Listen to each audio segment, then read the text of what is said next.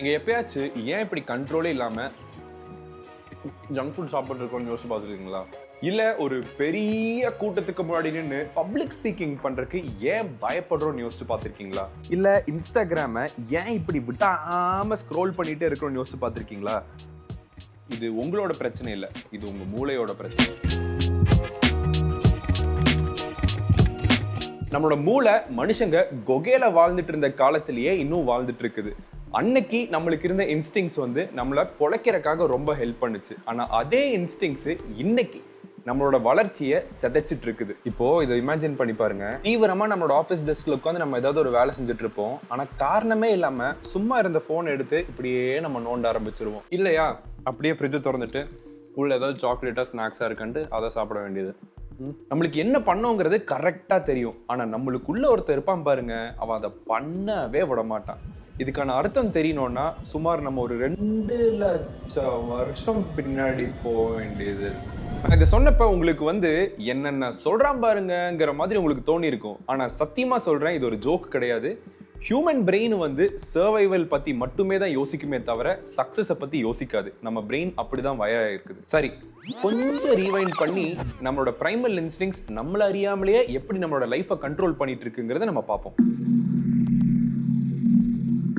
சுமார் ஒரு 11,000-12,000 வருஷத்துக்கு முன்னாடி மனுஷனுக்கு சாப்பாடுன்னு ஒன்று வேணும்னா அவன் ஒன்று வேட்டையாடி ஆகணும், அப்படி இல்லைன்னா காட்டில் போய் அங்கே கிடைக்கிற பழங்கள் எடுத்து தான் சாப்பிடணும். அந்த மாதிரி நேரத்தில் அவனுக்கு கறியோ இல்லை தேனோ கிடைச்சிச்சுன்னா அதை நிறைய சாப்பிடும் போது பிரெயின் வந்து டோபமைன் செக்ரீட் பண்ணும். ஆனால் இன்னைக்கு ஃப்ரிட்ஜை திறந்த சாப்பாடு, ஃபோனை எடுத்த சாப்பாடு, காலையில் 3 மணிக்கு பைக் எடுத்துட்டு நேராக ஹொஸ்கோட்டே வரைக்கும் போய் அங்கே கியூவில் நின்று பிரியாணி வேற.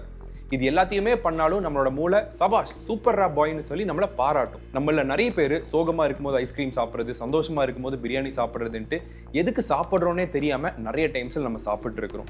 இதுக்கு காரணம் இந்த டோபமைன் தான். இதனாலேயே நம்ம நிறைய ஓவர் ஈட் பண்ண ஆரம்பிச்சிட்டோம். இது நம்ம வீக்கா இருக்கிறனால இல்ல, நம்மளோட உடம்பு வராத ஒரு பஞ்சத்துக்கு இன்னைக்கே எவ்வளவு சாப்பிட முடியுமோ சாப்பிட்டுக்கோன்ட்டு நம்மளை நிறைய சாப்பிட வைக்குது. சுமாரா ஒரு 1,50,000 வருஷத்துக்கு முன்னாடி ஒருத்தனை ஒரு கூட்டத்தை விட்டு ஒதுக்கி வைக்கிறாங்கன்னா அவனுக்கு நிச்சயமா சாவுதான். ஏன்னா அவன் தனியா வெளியில போனான்னா ஏதாவது மிருகம் கண்டிப்பா அவனை வேட்டையாடிரும். இன்னைக்கும் நம்மளுக்கு அதே பயம் இருந்துட்டே தான் இருக்குது. இது எங்க வருதுன்னா, ஒரு பெரிய கூட்டத்துக்கு முன்னாடி நம்ம தனியால நின்று பேசும்போது நம்மளுக்கு அதே ஃபியர் தான் வருது. அப்படி இல்லைன்னா நம்ம குடும்பத்தில் இருக்கவங்க எல்லாரும் ஏதாவது ஒன்று சொல்லும் போது அவங்களுக்கு மொத்தமா அகெயின்ஸ்டா பேசும்போதும் ஒரு பயம் வருது இல்ல, அதே பயம் தான் இது. நம்மளோட பிரெயின் வந்து ஐயோ நம்மளோட சர்வைவல் கேள்விக்குறியாயிருச்சோன்ட்டு நம்மளுக்கு ஒரு சிக்னல் கொடுக்கறது தான் இந்த பயம்.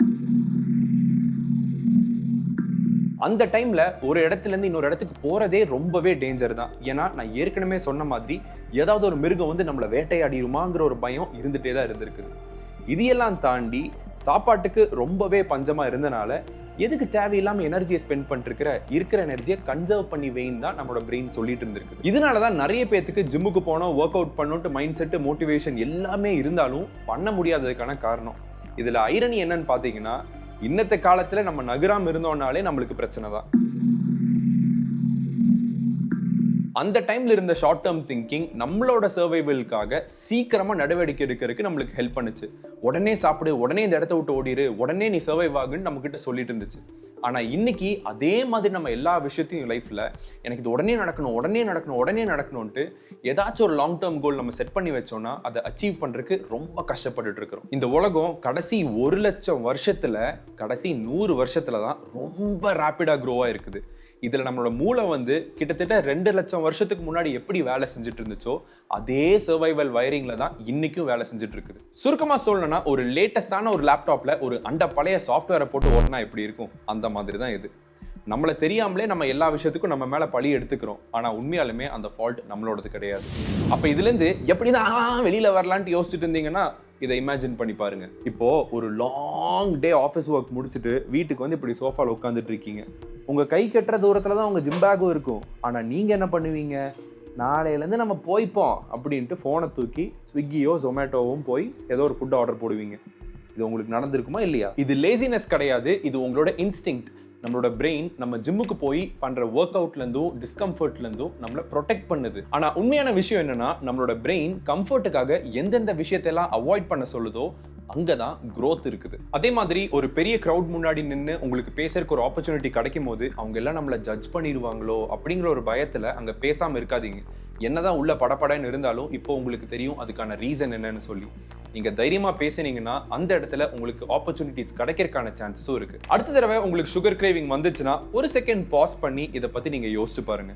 இல்ல ஏதாவது ஒரு விஷயம் பண்றதுக்கு முன்னாடி உங்களுக்கு படபடப்பா இருந்து பயமா இருந்துச்சுன்னா ஒரு செகண்ட் யோசிங்க, இது நம்மளோட இன்ஸ்டிங்க்ட்னால தான் நம்மளுக்கு இப்படி ஃபீல் ஆகுதுன்னு சொல்லி கொஞ்சம் டீப் பிரீத் எடுங்க. கண்டிப்பா இதை நீங்க ஓவர் கம் பண்ணிருவீங்க. இது வந்து ஒரே நாள்ல மாறுமான்னு கேட்டீங்கன்னா கட்டாயமா மாறாது. பட் நீங்க பிராக்டிஸ் பண்ண இத்தனை வருஷமா நம்மளுக்கு வழிகாட்டிட்டு இருந்த மூளைக்கு நம்ம திரும்ப வழி காமிக்கலாம். என்னோட பர்சனல் டெவலப்மெண்ட்டுக்காக ரீசெண்ட் டைம்ஸ்ல ஹியூமன் பிரெயின் எப்படி வேலை செய்யும், ஏன் பீப்புள் சில விஷயத்துக்கு சில விதமா ரியாக்ட் பண்றாங்கன்ட்டு நிறைய ரீட் பண்ண ஆரம்பிச்சேன். ஸோ அந்த லேர்னிங் ப்ராசஸ்ல நான் கத்துக்கிட்ட சில விஷயங்களை வச்சு தான் இந்த வீடியோ நான் ரெடி பண்ணியிருக்கிறேன்.